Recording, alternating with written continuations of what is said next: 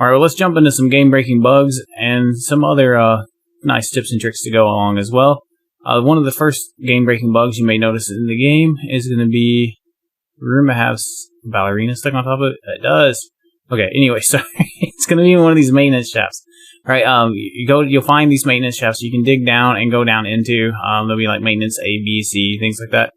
They're all built basically the same. You come down this long hallway, you turn right, and there will be a bedroom. Right?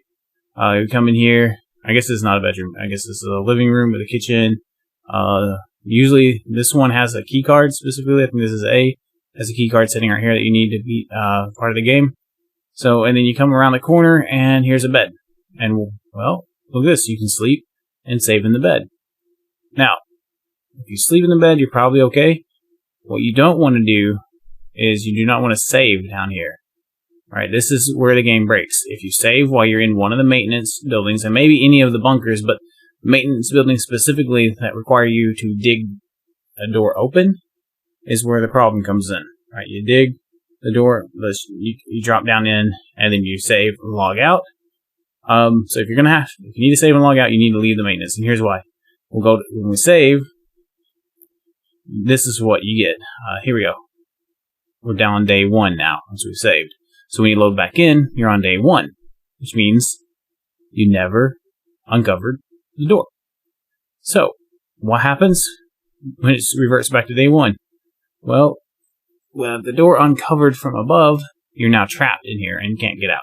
If you die, you don't get out. So, killing yourself doesn't help, and you can't climb out of here because that door is now shut and sealed, and you no longer get the options for getting out. This has also a multiplayer bug. This happens in multiplayer until they get this fixed. If in a multiplayer server, if you log out in the server down here and log back in, you're stuck. Your friends open a different instance door than what you have. Like they can open their door and come join you, but your door is still closed, so you still can't get out.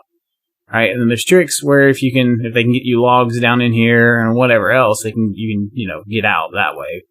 Jumping up there, and you can actually reach the maintenance door and get out. But while you're single player, you're pretty much done. You're going to have to go back to an old save point, and if you haven't saved recently, yeah, it's a problem. So go ahead and make sure you just leave the bunker before you save.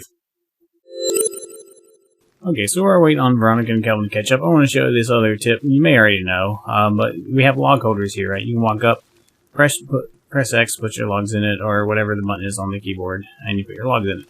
Did you know that if you just throw your logs at them, it automatically goes in them? So you have a bunch of those set up together, and you can do this. And we'll try some other tricks with these log things later, and we'll show you some ways to make some automated log farms. And I've explained in a previous tips and tricks video why you would want to store your logs in log holders. But I'll go ahead and tell you now. Basically, when you log off, if you have anything loose like logs, bones, etc., they get deleted. So even if you saved and then logged off and came back, all of your chopped down work would be good. Hey, Kelvin hasn't made it here. Alright. Well, while we're waiting on Veronica, we can show you one of the other tips then with Kelvin here. So, this works for both Kelvin and Veronica. Doesn't matter. Where'd he go? If you're holding logs or whatever else in your hand when you walk up and approach them, and you go to give them items. For Kelvin, it's anything you do, any talking you do, but for Veronica, of course, the only thing you can do with interacting is going to be giving her items. So, when we go to give him items, boom, we hit him with the logs. You can potentially kill him. He'll definitely dislike you for doing it. And the game considers it you having attacked him. So, keep in mind when Kelvin dislikes you enough, Kelvin won't help you out and follow the task you assigned for him. He'll just say, no, hey, Veronica's finally gotten here. Okay, so we don't want to hit her with logs, like we just did. But we're going to show you the... Oh, hello, bad guy. I guess not bad guy. We're kind of invading his territory, but still. We go up to Veronica and we go to give her a shotgun. She doesn't have one and there's one below us, right? But our shotgun has a flashlight attached on it. Well, we'll give it to her. It'd be cool if she had a flashlight, right? Or if you didn't think about it, like I didn't. Now the attachment's not there. If we were to take it back from her, we would still have the attachment. But let's say you weren't thinking about it, you were just in a hurry, a bunch of things had happened, whatever. And then you run into this building down here, and you go get the shotgun. Alright, which we'll cut forward from...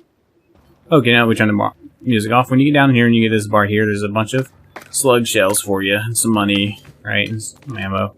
But then there's a shotgun. Right, so now we have the shotgun. So cool, now we have a shotgun. Now Veronica has a shotgun, right? You think you're good, and then you realize, oh hey, my flashlight's on here. I like my flashlight or my laser light or whatever attachment you like. So you open up your bag because you gave Veronica a shotgun with a flashlight, but maybe give you, and then if you notice, you have a rail and a shotgun. But unless you've found another flashlight attachment, you don't have one. Right, which I have found 3 attachments, flashlight attachments. So anyway. Let's say whatever attachment you gave her you don't have and you want it back. So now you have a shotgun, she has a shotgun. Like, okay, she has the attachments, we'll just swap shotguns, right? So let's go up and do that. Okay, so when you go into bunkers and caves and places like that, Veronica has this bad habit of disappearing and running off, and you just kind of got to wait for her to come back. If you have her tagged, you can see where she's gone. She hasn't gone super far, so she should come back shortly, or we can go find her. Kelvin? I guess he's still tired, he's sleeping in. As you saw, we gave her the shotgun with a flashlight, and now we have the shotgun without the flashlight, right? So, theory is if we just trade guns with her, we'll get our attachment back, right? So, what happens now that, because we have a shotgun, she has a shotgun, so we go ahead and take the shotgun back. What? No attachment. Because the game only sees the shotgun that you have, and it thinks she has the same shotgun. So now, we have a shotgun with no attachment. The shotgun she was carrying is just gone. So we've lost that attachment and that rail. Luckily we have, backups, but if you didn't, that's going to be kind of game breaking for you, right? So, or you have to go find another one. But now, we're like, okay, well, we'll go to give her the gun back.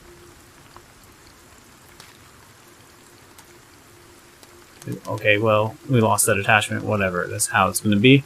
Fine, we give her gun back. As you notice, no guns around here. So we gave her gun back that she had all along, and where'd our shotgun go? We no longer have a shotgun. So this is a good way to delete your shotgun. Luckily, if you just log out and log back in, or save, log out, log in, the gun will be respawned in that bunker below us, so you can infinitely spawn that shotgun in there. So if you end up deleting it like this, it's the way to replace it.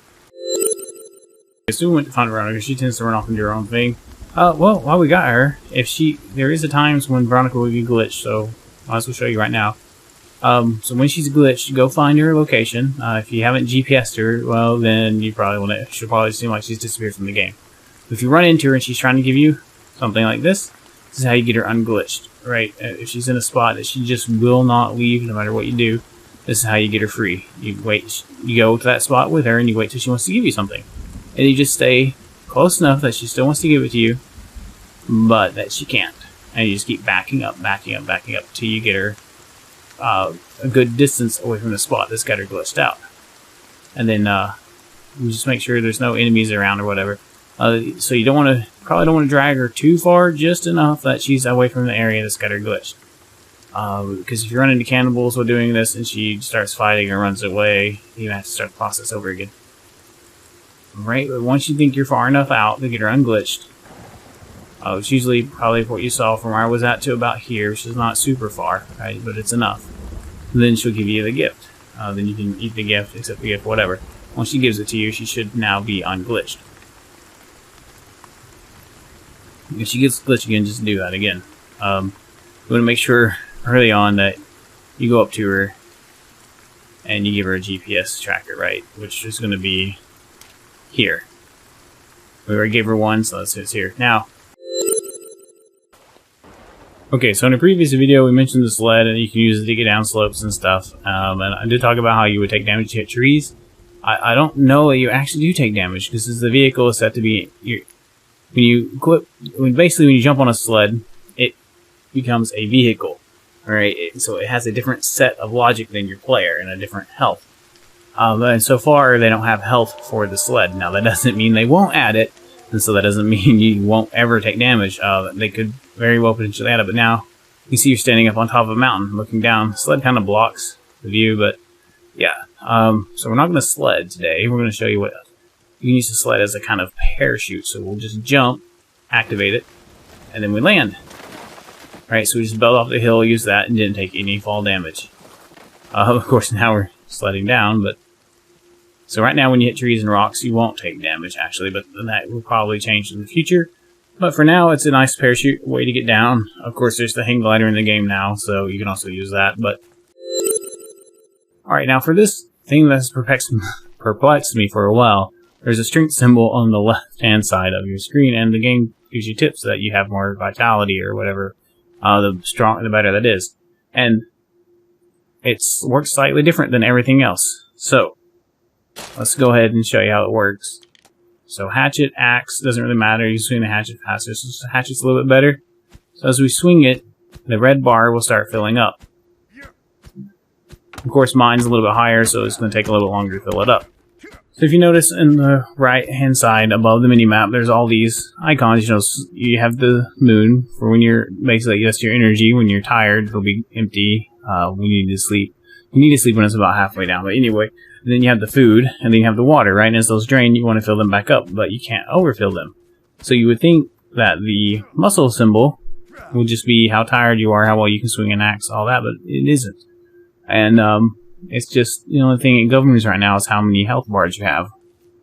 So as you can see, we have 5 health bars right now, which means we've increased that strength a little bit. And to increase it, you simply swing or pick up logs.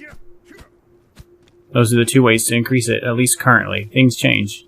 So, if we were to drop these, we could pick it up, drop it, pick it up, drop it, pick it up, drop it, and we'd be building that red symbol. We'd be building the red bar.